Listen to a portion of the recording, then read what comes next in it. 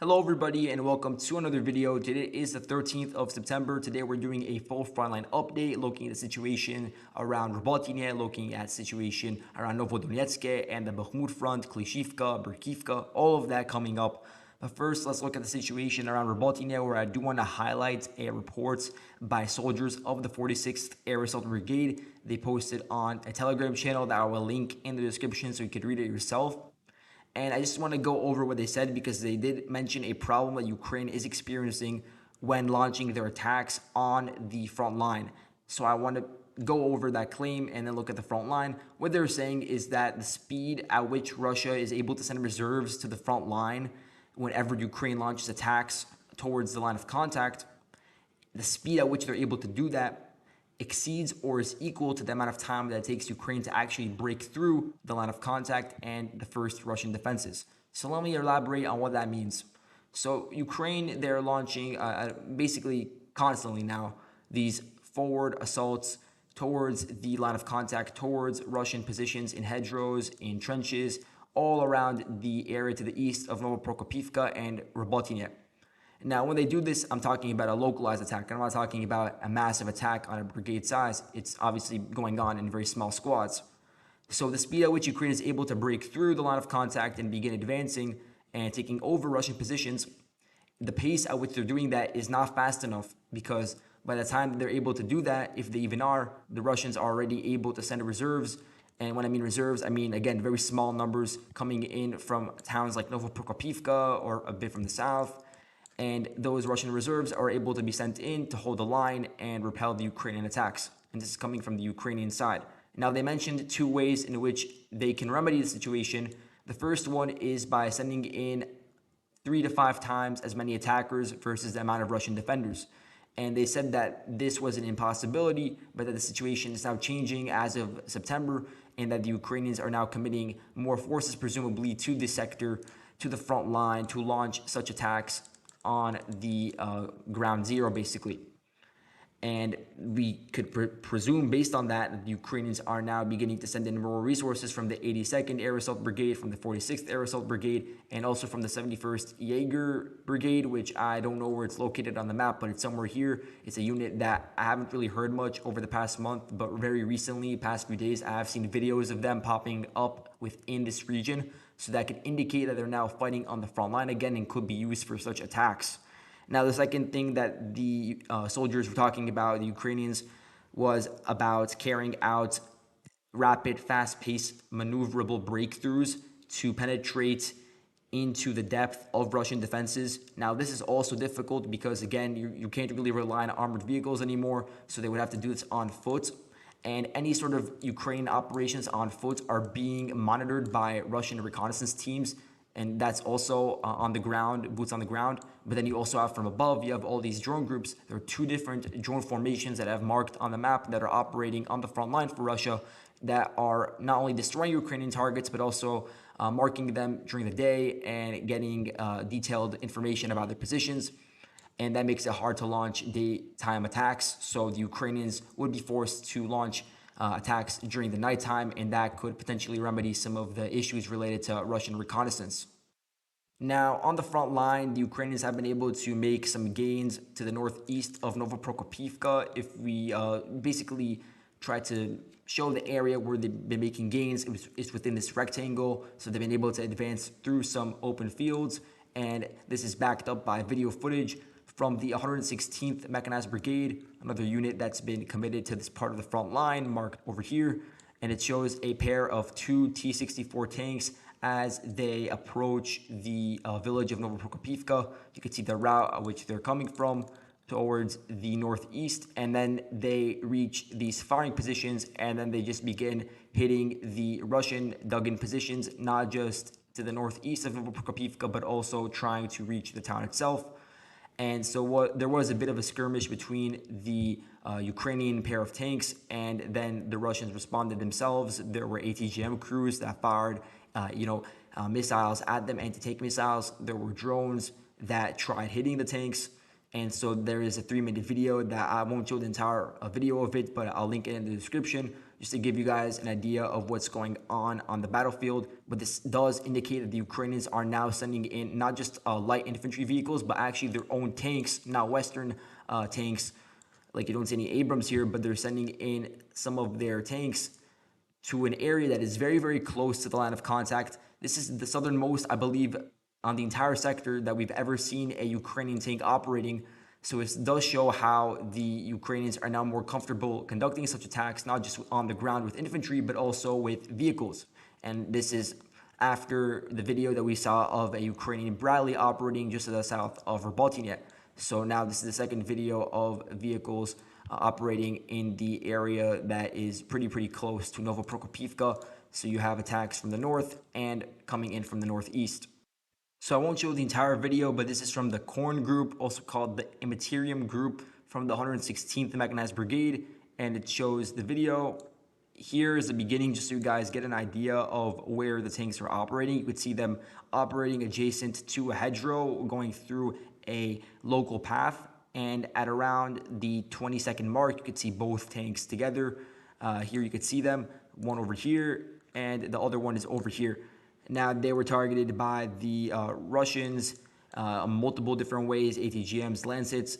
What I want to really stress is this aerial view, because this is very interesting. It gives you an idea of the entire battlefield in the area just to the northeast of Novoprokopivka.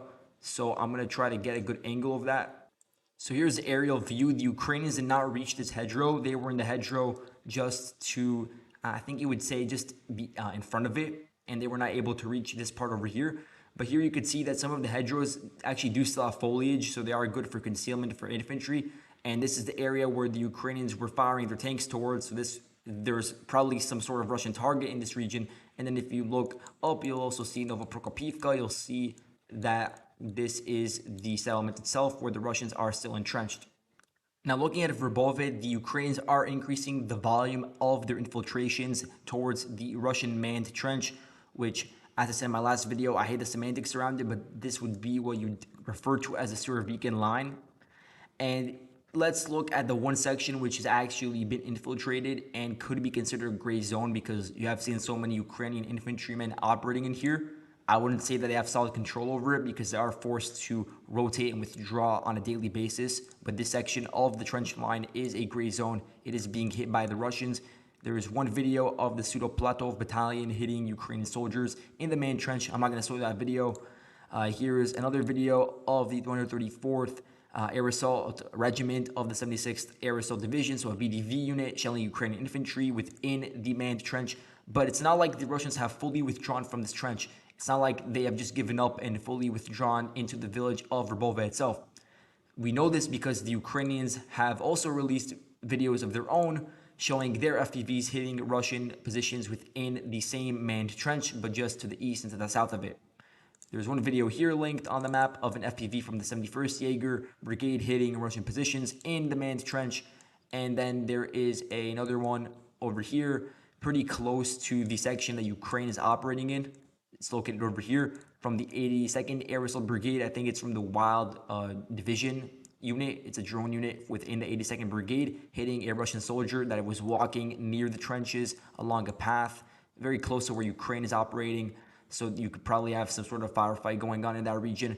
And then you also have the Garuda drone unit within the 46th Air Assault Brigade hitting the Russians' trenches with an FPV. So this goes both ways with the FPV drones. They're very small and they're easy to maneuver, so it's understandable why both sides are using them to hit trenches and hitting specific infantrymen. Now, moving on to the area in between the Velika Novosilka and Vuhledar axes. I refer to this now as the Novodonetske and Novomaiorske front. And what's going on around here is that the Ukrainians are continuing their attacks on two villages in particular that are on the front line. They are relatively isolated from Russia's main lines, Novodonetske and Novomaiorske. Now, looking at Novodonetske, the Ukrainians are launching attacks not head-on, but more so from the western flank. What's going on is that you have these Ukrainians using lighter infantry fighting vehicles or just supply trucks or even civilian vehicles, or you could say trucks.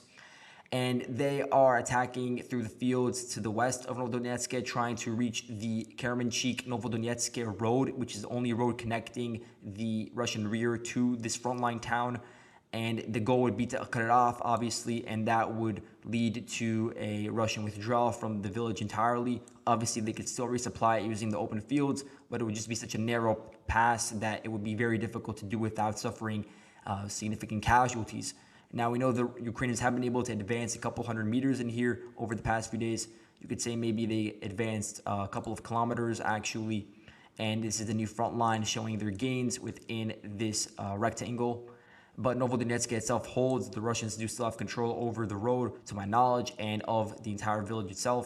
There is a video here showing the Russians shelling and destroying a Ukrainian transport vehicle pretty close to Novodonetske. I'll show that video.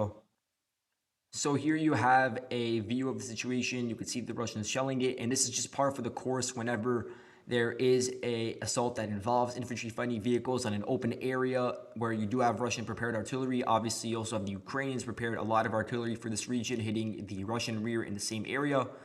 But even with these hedgerows that are supposed to give concealment, the Russians could still target the Ukrainian forces as they advance into what you could consider uncharted territory for them, as they've not really been attacking in this direction. They're not as familiar with this land as they are with Opytne, for instance. And so things like this are definitely bound to happen. An even more significant Ukrainian assault occurred around Novomaiorske over the past 2 to 3 days. And this is directly from the north. So the issue is that a lot of the areas in the gray zone that you see on the map, which is neither orange nor blue, a lot of that is heavily mined by the Russians.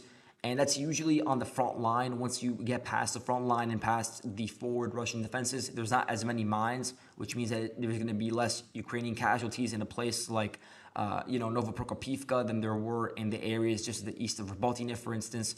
But right now in the front line around Novomaiorske, there are a lot of mines that will cause the Ukrainian vehicles difficulties. What the Ukrainian vehicles here are trying to do is trying to reach the river, which is a very narrow river, but it also has a lot of tree coverage around it.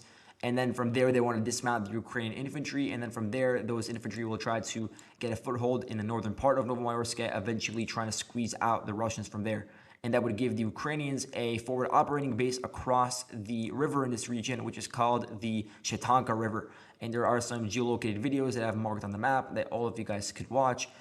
There is Russian shelling of a British Mastiff MRAP. Ukrainian BMP was actually abandoned following a drone that hit it.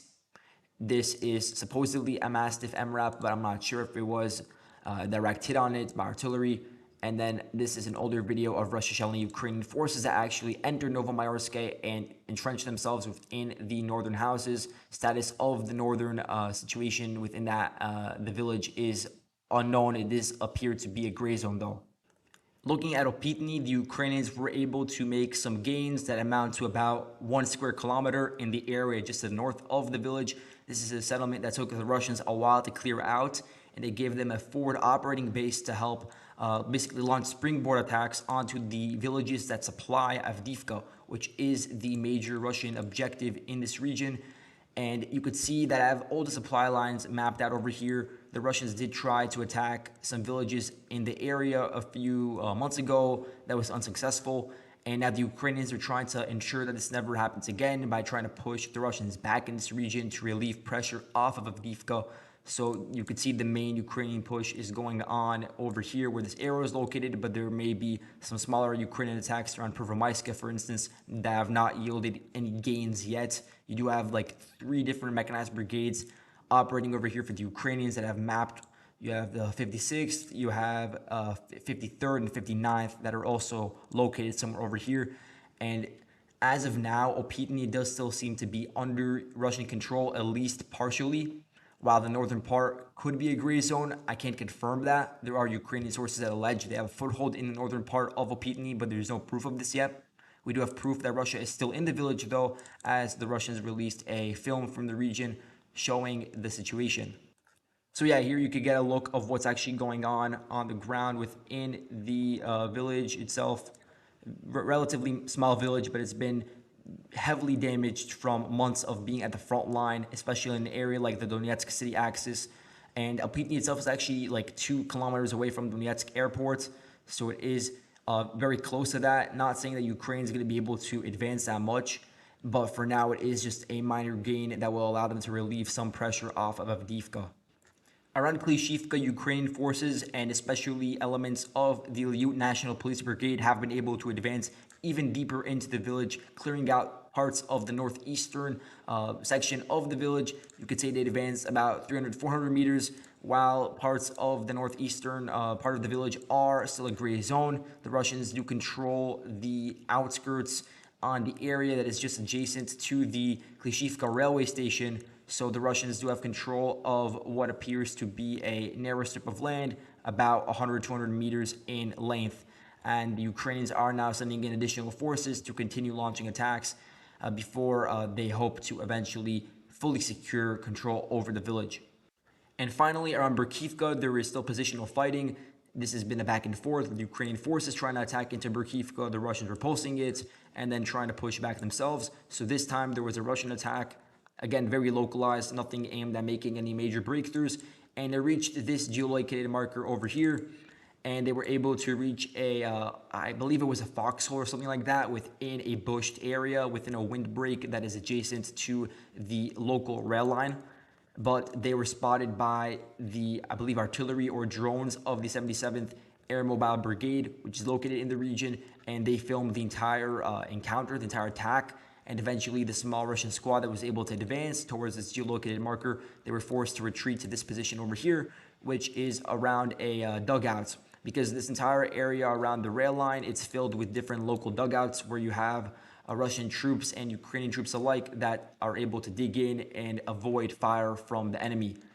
And so as a result, I was able to adjust the front line a little bit and show that the Russians were able to get control over a couple 100 meters of land adjacent to this rail line.